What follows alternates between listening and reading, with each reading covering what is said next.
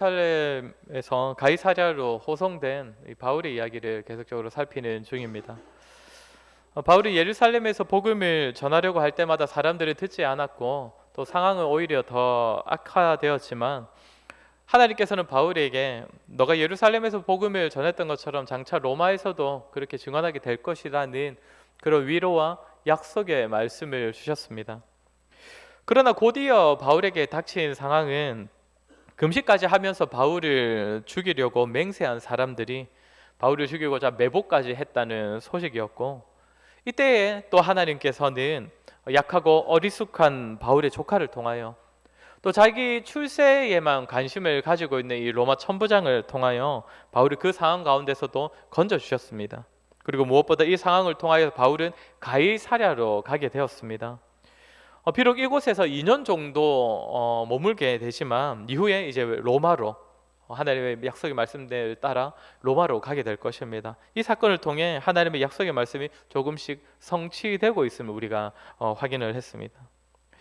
바울이 가이사랴로 와서는 도착한 지 5일째에 예루살렘으로부터 이 가이사랴까지 온 이 대제사장 아나니아와 또 장로들과 변호사 더둘로가 벨릭스 총독에게 바울을 고발하여서 재판을 받게 되었습니다. 이때 더둘러는 바울을 전염병이라고 이렇게 칭하면서 바울은 유대인들을 선동하고 그래서 소동을 일으키는 자이고 이단의 도를 전하는 자이고 또 성전을 더럽히는 자다, 이런 내용으로 바울을 고발했습니다.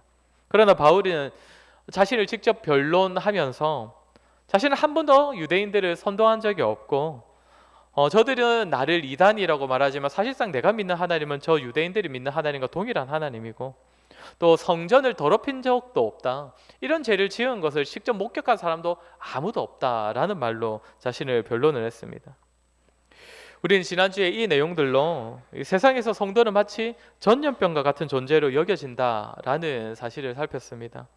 성도를 통해 복음이 제대로 드러나고 또 하나님 나라의 그 모습이 드러난다면 그것은 불신자들에게는 마치 전염병처럼 느껴지기 때문입니다. 복음과 성도의 삶이 불신자들로 하여금 끊임없이 양심을 찌르고 그래서 아프게 만들며 또 죄를 계속 지적하여서 괴로운 마음이 들게 만들기 때문입니다. 그렇게 성도가 갖추어야 하는 너무 중요한 모습은 사실 법적으로나 윤리적으로 흠잡을 게 없는 모습이어야 한다라고 말했습니다. 저들은 아무 잘못도 없는, 사실상은 아무 잘못도 없는 이 성도들을 기본적으로 참 전염병처럼 악한 존재처럼 여기기 때문에 성도가 정직함과 성실함에 있어서 세상의 비난을 받게 된다면 복음의 통로로서의 역할을 제대로 감당할 수 없게 될 것이기 때문입니다.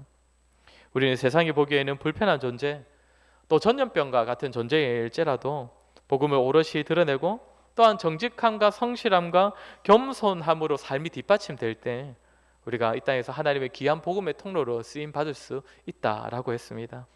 오늘은 지난주에 이어서 총독 벨릭스에 대한 내용으로 하나님의 말씀을 계속 전하도록 하겠습니다. 현재 바울은 로마 총독 벨릭스에게 신문을 받고 있는 중이었습니다.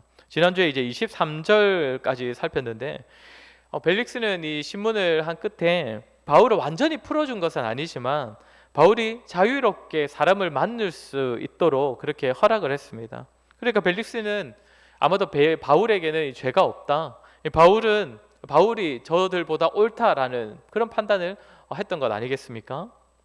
그러나 유대인들의 눈치가 보여서 완전히 풀어주지는 못하고 있었던 것인데 이런 모습을 보면 벨릭스는 이 사람을 볼 줄 아는, 또 사리분별을 할 줄 아는 그런 지혜를 가졌고 또 나름대로는 정의로운 재판을 내릴 수 있는 사람으로 보이기도 합니다. 게다가 24절을 보면, 오늘 보면 24절을 보면 벨릭스가 그의 아내인 유대 여자 이 드루실라와 함께 바울을 찾아와서는 바울에게서 그리스도 예수 믿는 도를 들었다라고 합니다. 이때 바울은 우리 25절을 한번 같이 읽어보겠습니다. 25절입니다. 시작. 바울이 의와 철저와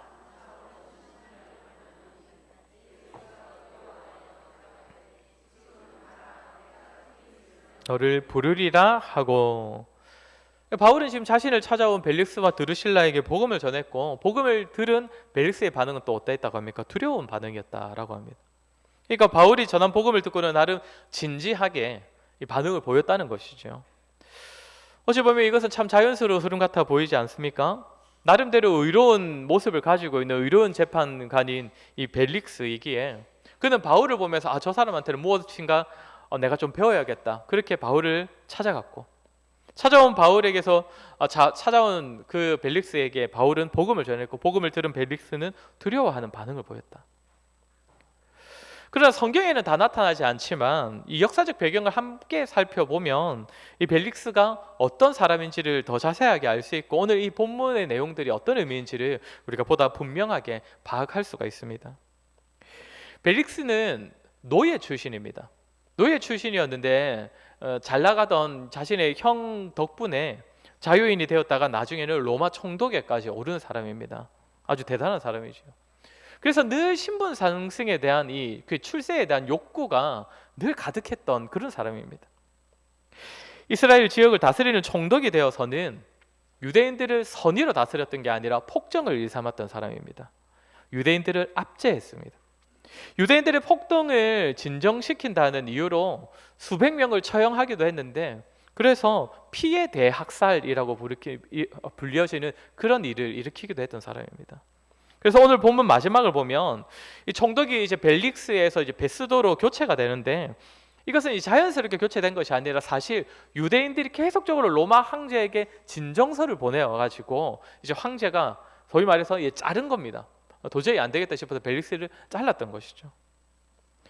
게다가 벨릭스는 사생활에 있어서도 전혀 건전하지 못한 사람이었습니다. 오늘 그의 아내가 드루실라다라고 밝혀지고 있는데 이 드루실라는 벨릭스의 세 번째 아내입니다. 이전에 아내였던 여자들도 이제 왕실과 관련된 아주 유력한 여자들이었는데 계속적으로 그런 여자들만 골라서 이렇게 결혼하다가 이제 이 헤롯 아그리파 1세의 막내딸이면서 우리가 다음 장에 보게 되는 아그리파 2세의 여동생인 이 드루실라를 보고서는 또 드루실라가 또 외모도 굉장히 이쁘다고 합니다. 그러니까 막 힘도 있고 외모까지 이쁘니까 이 벨릭스는 막 당시에 마술사 같은 사람들을 동원하여서 아주 이제 깜짝 이벤트 같은 걸 해가면서 이렇게 드루실라를 마음을 사서 세 번째 혼인을 하게 되었다는 것이죠. 그런데 사실 벨릭스만 그런 모습이었던 것은 아닙니다. 그의 아내였던 드루실라도 사실 마찬가지였습니다. 벨릭스가 결혼하기 전에 이미 드루실라는 사실 한 남자의 아내였습니다. 이미 남편이 있는 사람이었습니다. 근데 그 결혼도 하기 이전에 그 당시에는 약혼이 늘 보편적이었지 않습니까? 약혼하고 결혼을 했었는데 그 약혼을 여러 번 파혼시켰다고 합니다. 그러니까 더 나은 남자를 만나겠다 이런 것이었겠죠. 그러다가 이제는 현재 결혼한 상태에서도 벨릭스에게 반해서 또 현재 남편을 차버리고 벨릭스와 다시 혼인을 했던 것입니다. 어쩌면 이런 모습에서는 두 사람은 참 천생연분인 것 같아 보이기도 합니다. 그렇지 않습니까? 두 사람 다 정숙하지 못하고 탐욕을 앞세우는 사람들로서 서로와 잘 맞았던 것 같아 보입니다. 자, 이랬던 두 사람이 이런 삶을 살고 있는 두 사람이 지금 바울을 먼저 찾아왔습니다. 24절에서 왜 찾아왔는지 정확하게 뭐 때문인지 정확하게 알 수는 없지만 어쨌든 바울에게서 예수 그리스도를 믿는 도를 들었다는 것을 보면 바울에게 뭔가 가르침을 받고 싶어서 먼저 찾아온 것이겠지요. 복음과 관련된 이야기를 듣고 싶었을 것입니다. 그런데 본문은 바울이 그들에게 무엇을 전했다고 합니까? 물론 복음을 전했던 것이지만 25절을 보면 뭐라고 합니까? 의와 절제와 장차 오는 심판에 대하여 강론했다라고 말하고 있습니다. 성경은 바울이 벨릭스 부부에게 전한 복음을 의와 절제와 심판이라고 표현합니다. 그러니까 바울은 복음을 전하면서 특별히 이 부분들을 중심으로 의와 절제와 심판에 대해 강조하면서 그리스도의 복음을 전했다는 것이죠. 그런데 이것을 우리가 좀 전에 제가 말씀드린 이 역사적 배경, 벨릭스와 드루실라 이 두 사람이 살아온 그 삶과 연관지어 본다면 어떠한 메시지가 되겠습니까? 벨릭스는 굉장히 불의한 사람이었다고 했습니다. 유대인들에게 벨릭스는 불의한 재판장이었습니다. 유대인들을 잔인하게 압제하고 불의한 재판을 시행하고 피해 대학살을 일으켰던 사람입니다. 그런 자에게 바울은 무엇을 전하는 겁니까? 먼저는 의를 전하는 겁니다. 하나님 보시기에 옳은 삶이 무엇인지, 하나님 앞에서 의인은 어떤 사람인지, 무엇보다 그리스도로 말미암는 의를 전했을 것입니다. 하나님을 전혀 두려워하지 않아서 하나님을 믿는 유대인들을 아무렇지 않게 대하고 그들을 향한 폭정을 일삼고 불의한 재판을 일삼고 있는 벨릭스를 향하여서 의가 무엇인지를 바울이 가르쳤다는 것입니다. 그리고 무엇을 전했다고 합니까? 절제를 전했다고 합니다. 앞서 의를 전했다고 하는데 예수 그리스도의 의를 아는 사람의 모습에서 반드시 나타나는 모습이 무엇입니까? 죄를 절제하는 것이죠. 죄에 대한 절제를 가르쳤다는 것입니다. 이 역시도 벨릭스와 드루실라의 삶에 비춰본다면 어떤 메시지가 되겠습니까? 이들은 결혼과 파혼을 여러 번 했을 정도로 그것도 정당한 이유가 아니라 그저 자신들의 출세를 위한 욕구, 또 성적인 욕구를 절제하지 못하여서 결혼과 파혼을 반복했던 자들입니다. 그런 자들에게 바울이 무엇을 말하고 있는 겁니까? 절제, 죄에 대한 절제. 말 그대로 벨릭스와 드루실라에게 정말 뼈 때리는 그런 소리를 했다는 것입니다. 세 번째로는 장차오는 심판을 전했습니다. 그리스도로부터 오는 의로움을 덧입지 못하고 그래서 죄를 절제하지 못하는 삶을 계속적으로 살아가는 사람들에게 있을 그 심판, 그 모든 사람이 반드시 겪게 되는 그 심판에 대하여서 살아있는 자, 죽은 자 모두가 그 심판대 앞에 서게 될 것이라는 말을 전했다는 것입니다. 이 역시도 사실 바울과 벨릭스의 위치, 그들의 입장을 생각해 본다면 굉장히 우스운 메시지 아니었겠습니까? 현재 두 사람의 위치가 어떠합니까? 바울은 죄수로서 갇혀있는 사람입니다. 벨릭스는요, 총독입니다. 당시로서는 유일하게 사형 판결을 내릴 수 있는 그런 로마의 권력자였습니다. 유대인들과 로마 군인들도 계속 이 사람에게 잘 보이기 위해서 무릎 꿇는 그런 사람이 벨릭스입니다. 지금도 벨릭스의 말 한마디면 바울은 당장 죄인으로서 심판을 받게 될 것입니다. 그런 상황에서 바울은 벨릭스에게 무엇을 말하고 있습니까? 장차 있을 심판에 대하여서. 지금 죄인인 사람이, 죄수의 신분인 사람이 자신을 심판할 권세를 가지고 있는 그 사람을 향하여서 당신에게는 장차 임할 심판이 있다 라는 말을 당당하게 전했다는 것입니다. 그러니까 지금 25절에서 바울이 벨릭스에게 복음을 전할 때의 의와 절제와 장차 오는 심판에 대하여 전했다는 것은 사실 벨릭스와 드루실라가 살아온 삶의 모습과 행위들이 다 죄투성이었다는 것, 장차 다가올 심판을 피할 수 없는 불의한 삶을 당신들이 살아왔다, 그것을 지적하는 가운데 복음을 전했다는 의미입니다. 사랑하는 성도 여러분, 만약 저와 여러분이 오늘 본문 이 바울의 입장이었다면 우리는 벨릭스에게 어떤 말들을 했을 것 같습니까? 현재 바울의 운명은 벨릭스의 손에 달려 있습니다. 또한 그의 아내 드루실라의 손에 달려 있습니다. 그런 자들이 바울을 먼저 찾아왔습니다. 그렇다면 바울은 이 기회를 잡아야 했지 않겠습니까? 자신에게 좀 호의를 가지고 있는, 자신의 그 생사 여탈권을 가지고 있는 사람이 자신에게 호의를 가지고 먼저 다가왔을 때 바울은 당신도 지금 잘 느끼고 있는 것처럼 저는 죄인이 아닙니다. 저는 여기 있을 사람이 아닙니다. 그러니 저를 풀어주셔야 할 것입니다. 그런 말을 할 수 있는 기회로 삼아야 하지 않겠습니까? 지난 본문인데 우리 앞에 24장 앞부분을 보면 변호사 더들로가 바울을 고발할 때 먼저 이 벨릭스에게 하는 말이 있습니다. 우리 24장 3절 4절을 우리 한번 같이 읽어보겠습니다. 3절 4절입니다. 시작. 벨릭스 각하여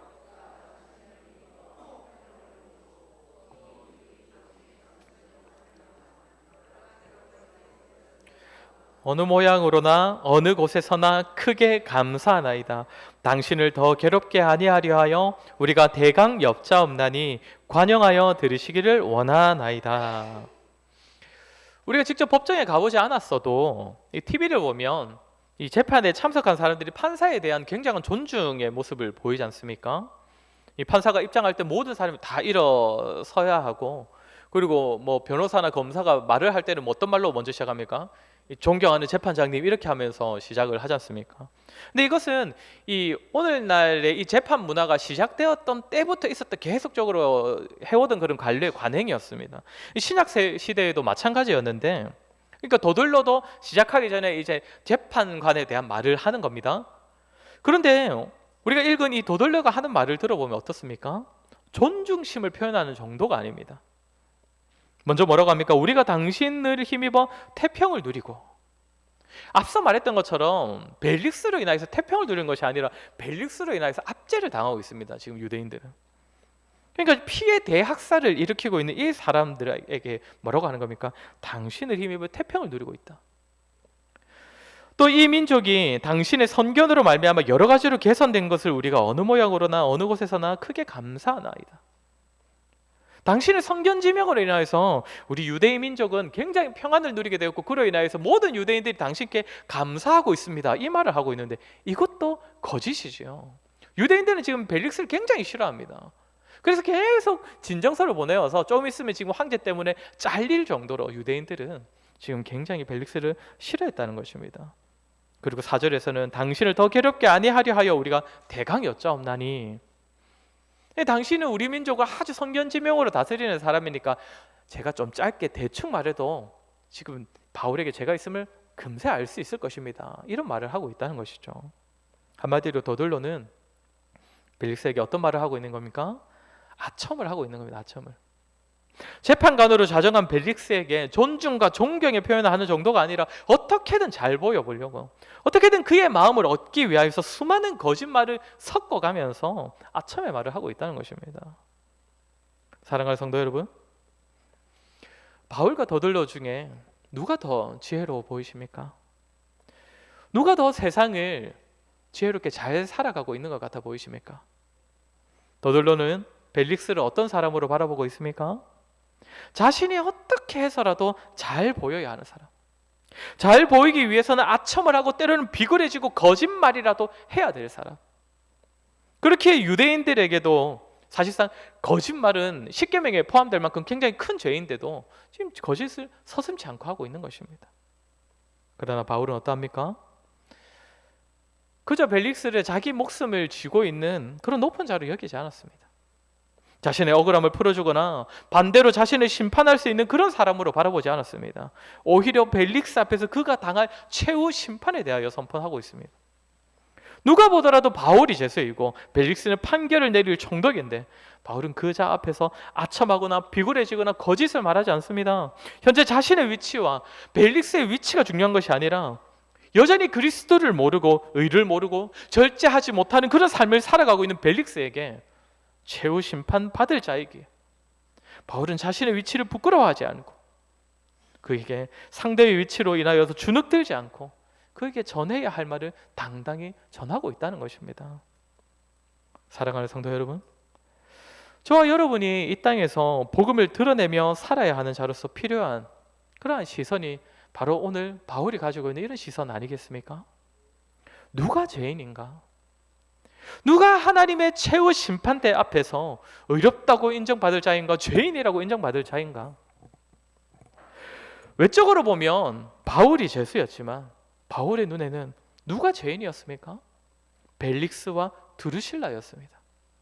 세상에서의 신분과 위치가 중요한 것이 아니라 장차 임할 심판을 피할 수 없는, 의를 모르고 절제를 모르는 죄인들은 바로 벨릭스와 드루실라였습니다. 그렇게 바울은 무엇을 전했습니까? 그들의 죄를 당당하게 지적하면서 절제해야 할 삶을 말하면서 하나님의 심판을 전하면서 경고의 메시지를 던졌던 것입니다. 저와 여러분도 이 땅에서 만나는 수많은 우리의 주변 사람들에게 복음을 전해야 할 사람으로서 무엇보다 필요한 것은 오늘 이 바울과 같은 시선입니다. 돈이 많은지 적은지, 이 땅에서의 신분이 어떠하든지, 죄수와 같은 자인지 아니면 성공한 그런 자인지, 이러한 조건들이 눈에 들어오는 것이 아니라 저들은 장차 임할 하나님의 심판대 앞에 서 있는 죄인이라는 그 사실을 볼 수 있는 그러한 믿음의 눈이 우리에게 있어야 한다는 것입니다. 그때에 우리는 복음을 선포할 수 있을 것입니다. 아첨하는 말과 상대를 어떻게든 설득해 보려는 그런 말이 아니라, 상대방의 기분을 맞춰가면서 달래가면서 말을 건너는 그런 것이 아니라, 복음이 담고 있는 참된 메시지, 당신은 죄인이고 장차 올 심판을 피할 수 없는 자이기 때문에 당신에게는 그리스도가 필요합니다. 우리는 그리스도의 사랑과 은혜만이 아니라 죄와 의와 최후 심판을 말해야 하는 자이기 때문에 무엇보다 필요한 것은 오늘 이 바울과 같은 시선이라는 것입니다. 누가 세상에 더 높은 자인가? 이런 시선이 아니라 누가 죄인인가? 누가 하나님의 그 심판대 앞에서 의인으로 설 수 있고 죄인으로 서게 될 것인가? 갈수록 기독교의 복음이 사람을 위로하고 개개인의 그 감정에 충실한 기독교의 모습이 되어가고 있습니다. 물론 그리스도로 말미암는 이 복된 소식은 사람을 위로하고 격려하고 또 삶에서 맞이하는 그 모든 문제들을 가운데서도 정말 소망을 회복시켜주는 그런 역할도 하긴 합니다. 복음은 그런 역할을 할 수 있지요. 그러나 우리에게 복음이 주어진 궁극적인 목적이 무엇입니까? 그저 우리의 마음의 상처를 달래주고 현재 당하는 그 문제를 탈피시켜주고 우리의 상한 마음을 위로시켜주는 것은 사실상 그것은 다 복음의 부차적인 역할이지요. 복음의 궁극적인 목적은 예수 그리스도로 말미암는 구원입니다. 복음은 우리의 죄인됨을 알게 하고 그러나 우리는 그리스도로 말미암아 하나님께서 인정하신 의로움에 이를 수 있고 최후 심판 그 가운데서도 의롭다고 판결받을 수 있는 자격을 얻을 수 있게 해주는 것이 복음입니다. 복음 가운데 계시는 소식 중 가장 복된 소식은 바로 이것입니다. 이 궁극적인 소식을 전하는 데 있어서 무엇이 중요하겠습니까? 상대방의 상황, 조건, 환경, 사회적인 위치 아무것도 상관없지요. 성경이 말하길 모든 사람은 그저 죄인일 뿐이기 때문입니다. 모든 죄인에게는 최후 심판이 기다리고 있기 때문입니다. 그러니 이미 예수님을 알고 믿고 최후 심판대 앞에서 의롭다 칭함받을 수 있는 우리에게 불신자들은 복음 앞에서는 다 똑같은 죄인일 뿐입니다. 제 아무리 이 세상에서 사회에서 많은 것들을 쌓아두고 있고 많은 조건과 자격을 구비했더라도 그들은 우리가 믿는 예수 그리스도와 그분의 복음이 필요한 자들입니다. 그런 시선으로 우리가 바라볼 수 있어야 한다는 것입니다. 사랑하는 성도 여러분, 우리는 지금 이웃 초청주의를 준비하고 또 우리가 또 그 영혼들을 돌이키고자 우리 작정하였습니다. 각자 작정하신 분들을 우리가 그분의 상황들을 그리고 또 사정을 잘 아시는 우리 성도님들께서 알아서 정말 지혜롭게 그분들에게 맞는 방식으로 복음을 전하시고 또 그들을 교회로 잘 인도하시겠지만 어쨌든 그때에도 오늘 우리가 보았던 이 바울의 모습을 반드시 기억하시길 바랍니다. 복음은 설득과 설명이기 이전에 선포입니다. 때로는 상대방의 기분에 잘 맞춰주기도 해야 하고 때로는 맛있는 것도 사주어야 하고 때로는 아첨 아닌 아첨을 해야 될 때도 있을 것입니다. 그것이 잘못되었다는 것이 아니라 그래도 우리가 복음과 우리 자신 그리고 복음과 저 불신자 우리에게 놓여있는 이 최후 심판이 무엇인지를 우리가 바르게 알고 그 시선을 가지고 자신과 상대방을 바라볼 수 있어야 우리는 전할 것을 분명하게 전할 수가 있습니다. 그리고 나머지는 다 하나님께 맡기게 되는 것이지요. 예전에 제가 사역했던 교회에서 한 청년이, 제가 청년부를 담당하고 있었는데 잘 나오던 청년이 갑자기 교회에 나오지 않기 시작하는 겁니다. 이제 부신 가정에서 나왔던 친구인데 어쨌든 제가 좀 이렇게 안타까운 마음에 계속 연락도 하고 막 챙기고 그렇게 했었습니다.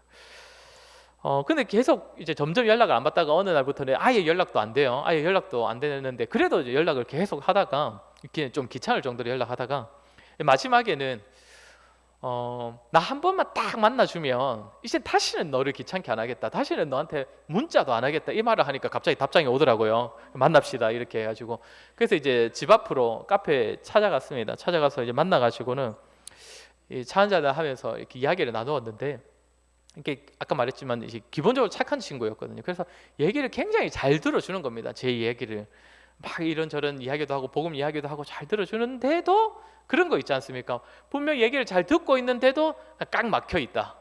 잘 듣고 있지만 한쪽 귀를 지금 흘리고 있구나. 막 이런 느낌이 저한테도 계속 드는 겁니다. 그래서 한두 시간 이야기를 해도 통하지 않아서 제가 마지막으로 했던 말은 이겁니다.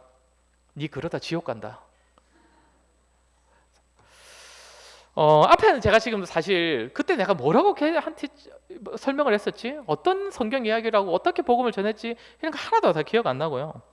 지금 기억나는 건 니 진짜 자꾸 그러면 내가 지옥 갈까 봐. 니 그러다 진짜 지옥 갈까 봐 내가 지금 이러고 온 거다 라는 말을 하고 돌아섰습니다. 딱 지옥 얘기 하니까 좀 표정이 살짝 진지해지더라고요. 그때서 그 말하고 돌아섰는데 그 친구 어떻게 되었을까요? 그 뒤로도 한 번도 안 나왔습니다. 교회는. 그러나 제가 개인적으로 복음을 전해보았던 경험 중에 그때가 가장 기억에 남아 있습니다. 그저 상대방의 어떠함을 고려해가면서 어떤 말로 내가 잘 꾸며가지고 내 말을 전할까, 이것이 아니라 그저 진짜 이 상대방과 대화를 하다 보니까 대화하면서 이 영혼이 너무 안타까워져서 그 안타까운 마음에 정말 한마디 던졌던 거. 너 진짜 그러다 지옥 간다. 그렇게 간절함으로, 한마디지만 간절함으로 던졌던 그때가 참 기억에 남아 있습니다.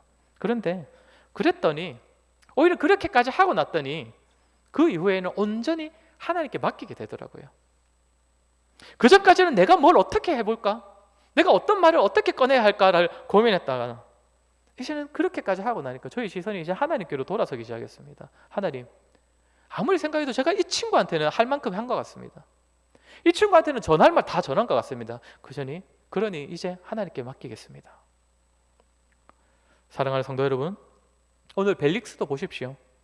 바울에게 복음을 들었을 때 25절을 보면 두려워했다고 합니다. 분명 그 복음을 듣고선 죄를 깨닫고 자신의 삶이 잘못되었음을 깨닫고 그래서 심판에 대한 두려움을 느꼈다고 합니다. 그러나 딱 거기까지였습니다.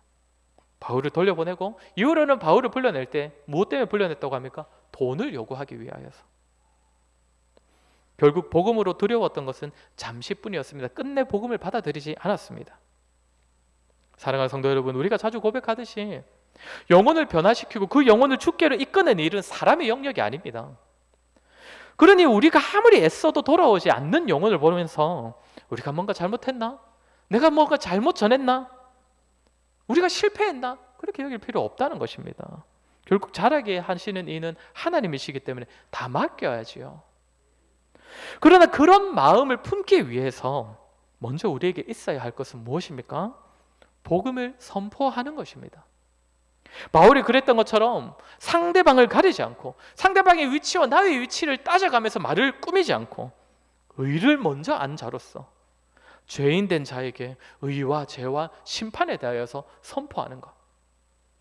말로나 삶으로나 메시지를 직접 전하거나 아니면 우리의 삶의 모습과 우리가 쫓는 가치를 나타냄으로써 의와 죄와 심판을 전하는 것.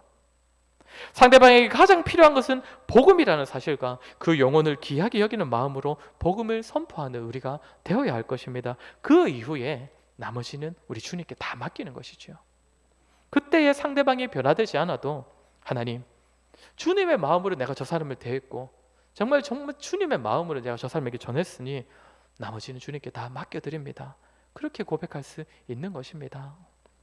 사랑하는 성도 여러분, 주님의 마음으로 한 영혼을 천하보다 귀하게 여기시는 그 주님의 마음과 그 불쌍히 여기는 그 마음으로, 또한 그 영혼이 죄와 심판에서 건져지기를 바라는 간절한 마음으로 주의 복음을 전하는 자들이 되기를 바랍니다. 때를 얻든지 못 얻든지 입술을 열어 말로써 메시지를 전하든지 아니면 그리스도를 닮은 삶을 통해 복음을 나타내든지 아첨과 설득의 말이 아니라 죄와 의와 심판에 대하여서 담대히 선포함으로써 한 영혼을 주께로 돌이키는 데에 귀하게 쓰임받는 저와 여러분 되기를 주의 이름으로 간절히 소원합니다. 우리 이 시간에 말씀을 기억하며 한번 같이 기도하도록 하겠습니다. 우리의 모습은 어떠합니까? 복음을 가진 자는 우리이고 믿음으로 의롭게 된 자는 우리인데 참 복음을 전할 때에 상대방에게 맞춰주기에 급급하여 또 주눅 들어 있는 참 그런 우리의 모습은 아닙니까? 우리는 복음에 대한 확신과 영혼을 불쌍히 여기는 마음으로 전해야 할 것들을 분명히 전하고 있습니까? 아니면 복음의 변두리만, 그 주변부만 계속적으로 전하고 있는 우리의 모습은 아닙니까? 우리 시간 들은 말씀을 기억하며 기도합시다. 기도할 때 하나님, 그리스도의 피 묻은 복음을 전하는 일에, 그 하나님의 사랑과 은혜를 전하는 일에 우리를 통로로 사용하여 주시옵소서. 세상에서의 조건과 위치와 상황에 주눅들지 아니하고 모든 사람이 죄인이라는 사실과 그리스도로 말미암는 의와 죄의 심판을 정말 담대히 전할 수 있는 그러한 우리가 되게 하여 주시옵소서. 특별히 이웃 초청 주일에 작정한 영혼들을 위하여서 한번 같이 기도합시다. 하나님, 우리가 입술을 열어서 우리의 삶을 저들에게 나누어 줌으로써 복음을 저들에게 증거할 수 있도록 도와주시옵소서. 우리 이 시간에 들은 말씀을 기억하며 우리 한번 같이 기도하도록 하겠습니다. 기도하겠습니다.